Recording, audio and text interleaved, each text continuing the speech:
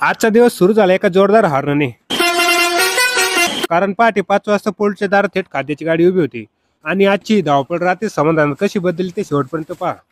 आजची सुरुवात झाली माझ्या पोल्ट्री फार्मवरून. पहाटे 5 वाजताच खाद्याची गाडी आली. आज मला मिळाल्या फिनिशरच्या 50 बॅगा. आता अजून 2 दिवसात हे फिनिशर चालू होईल आणि या टप्प्याचं महत्व इतकं आहे की हे फीड चालू होताच पक्ष्यांचं वजन भराभरा वाढतं. त्यामुळे हा टप्पा म्हणजे फार्मिंगचा उत्तरायण काळ. ह्या बॅगा उतरण्यासाठी गाडी सोबतच माणसं आलेली असतात. त्यांनी अर्ध्या तासात 50 बॅगा व्यवस्थित पोल्ट्रीमध्ये रचून दिल्या. पोल्ट्रीचं काम संपलं मग गेलो माझ्या गायींकडे. किती काम असतं तरी गायांच्या धारा चारा पाणी वेळेवरच करावं लागतं, कारण शेतीचा आणि कुटुंबाचा आधार याचा आहे. हे काम आवरून घेतलं आणि मग निघालो खरी मेहनत करायला, जिथे आज सगळा घाम गाळायचा होता माझ्या मक्काच्या रानात. आजचं मुख्य काम होतं ड्रीप जोडणे. ही ड्रीप 4-5 वर्ष जुनी झालेली आहे, त्यामुळे बऱ्याच ठिकाणी नळ्या लिकेज होते. म्हणून एका ठिकाणी जोड घट्ट करतोय तर दुसऱ्या ठिकाणी नवीन लिकेज. एक एक करीत सगळे लिकेज काढायला बराच वेळ गेला. पण मित्रांनो, शेवटी संपूर्ण मक्याच्या वावरात ड्रीप चालू झाली ना, ते दृश्य पाहून सगळा दम सगळा थकवा गायब झाला. संध्याकाळपर्यंत रान मस्त भिजून गेलं होतं. शेतकऱ्यांसाठी ही हिरवळ आणि हे भिजलेलं रान म्हणजे कोणत्याही आवडपेक्षा कमी नाही. तर मित्रांनो, असा होता माझा आजचा दिवस. पहाटे 5 वाजता सुरू झालेली धावपळ रात्री समाधानात बदलली. तुम्हाला माझा हा दिनक्रम कसा वाटला कमेंटमध्ये नक्की सांगा. लाईक करा आणि तुम्ही जर शेतकरी असाल तर सबस्क्राईब करायला विसरू नका. उद्या भेटूया एका नवीन कामासोबत. तोपर्यंत धन्यवाद.